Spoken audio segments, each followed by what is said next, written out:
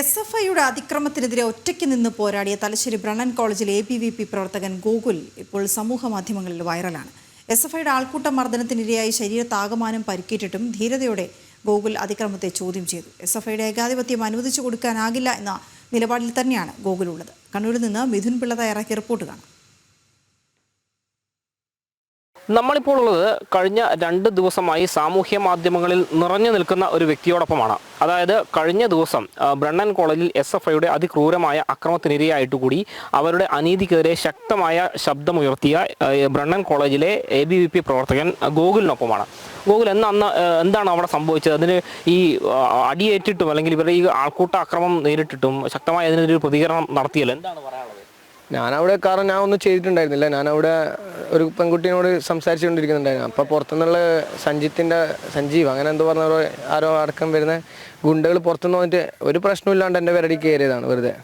അപ്പോൾ അതിനെതിരെ ഞാൻ കുറച്ചങ്ങോട്ടേക്ക് അടികൊള്ളുമ്പോൾ ആരായാലും സ്വാഭാവികമായിട്ട് പ്രതികരിക്കുമല്ലോ. അങ്ങനെ പ്രതികരിച്ചാൽ പിന്നെ അവരെ പേടിക്കാൻ ഒരു ഉദ്ദേശമില്ല, അതുകൊണ്ട് പ്രതികരിച്ച്, അത്രയേ ഉള്ളൂ. കഴിഞ്ഞ കുറച്ച് നാളുകളായിട്ട് അവിടെ ഇത്തരം ഇഷ്യൂസ് ഉണ്ടോ? നേരത്തെയും ഈ ABVP പ്രവർത്തകർക്ക് നേരെ ഈ SFIയുടെ അക്രമങ്ങളൊക്കെ റിപ്പോർട്ട് ചെയ്തിട്ടുണ്ട്. ഇപ്പം അവിടെ പ്രവർത്തിക്കാൻ അനുവദിക്കാറുണ്ടോ? അതങ്ങനെ തന്നെയാണ്. അവിടെ ആ ഒരു ക്യാമ്പസിൽ വെച്ചാൽ അവർ പുറത്തുനിന്ന് വന്നിട്ട് ടീം വന്നിട്ട് ABVP പ്രവർത്തകരും ബാക്കി മറ്റു പ്രസ്ഥാനങ്ങളിലുള്ള ടീമിനെല്ലാവരും അറ്റാക്ക് ചെയ്യുന്ന ഒരു അവസ്ഥയാണ് എപ്പോഴും ഉണ്ടാവില്ല അവിടെ.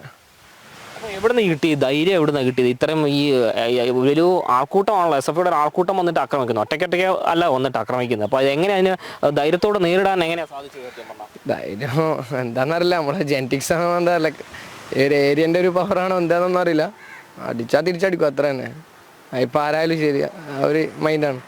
അപ്പോൾ ഇവർ ഈ സാമൂഹ്യ മാധ്യമങ്ങളിലൂടെ വലിയ പ്രചരണം നടത്തുന്നുണ്ടല്ലോ, പിന്നെ ഈ ലഹരി മാഫിയയുടെ ആളുകളാണ് വന്ന് കുഴപ്പമുണ്ടാക്കുന്നത്. പക്ഷെ ഞാൻ അറിഞ്ഞിടത്തോളം ഗോകുൽ ഒരു സ്പോർട്സ് താരമാണ്. എന്താണ് അതിനെക്കുറിച്ച് പറയാനുള്ളത്? അത് ഓർക്ക് ഉണ്ടാക്കാനല്ലേ പറ്റൂ, അങ്ങനെ പറഞ്ഞു നടക്കാനല്ലേ പറ്റൂ. കാരണം ഞാനൊന്നും ഒരു ലഹരി യൂസ് ചെയ്യില്ല. ക്യാമ്പസിലുള്ള എല്ലാവർക്കും അറിയാം, പുറത്തുള്ള നാട്ടിലത്തെ എല്ലാവർക്കും അറിയാം. കാരണം ഞാൻ റെസ്ലിംഗ്, ബോക്സിങ്, ജൂഡോ എല്ലാം ചെയ്യുന്ന ആളാണ്.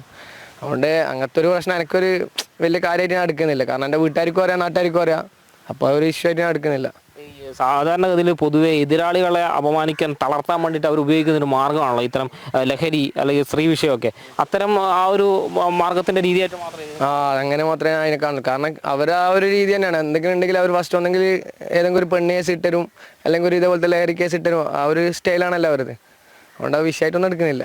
ഇപ്പം ഈ സോഷ്യൽ മീഡിയയിൽ വലിയ തരംഗമായല്ലോ താങ്കൾ വീഡിയോ. അപ്പോൾ അതിനെക്കുറിച്ച് എന്താ പറയാനുള്ളത്?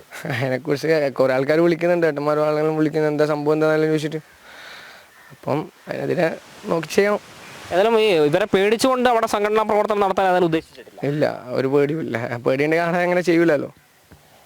അതിലും ഗോകുലിന്റെ ധൈര്യം സമ്മതിക്കേണ്ടതാണ്. കാരണം നിരവധി തവണ മറ്റ് ഇതര രാഷ്ട്രീയ പാർട്ടികളുടെ യുവജന സംഘടനകളിൽ, വിദ്യാർത്ഥി സംഘടനകളെ പ്രവർത്തിക്കാൻ അനുവദിക്കാത്ത ഒരിടമാണ് ബ്രണ്ണൻ കോളേജ് എന്ന് പറയുന്നത്. അവിടെ ധൈര്യസമേതം SFIക്കെതിരെ ശബ്ദമുയർത്തുകയും അവരുടെ അനീതികളെ ചോദ്യം ചെയ്യുകയും ചെയ്തു എന്നുള്ളത് ശരിക്കും പറഞ്ഞാൽ ഗോകുലിനെ സംബന്ധിച്ച്, അല്ലെങ്കിൽ ഈ ഒരു നിലവിലെ സാഹചര്യത്തെ സംബന്ധിച്ച് വളരെ ഒരു പ്രതീക്ഷ നൽകുന്ന ഒരു കാര്യമാണ് എന്ന് പറയാതെ വയ്യ. കെ സുബിത്തിനൊപ്പം മിഥുൻ പിള്ള, ജനം, കണ്ണൂർ.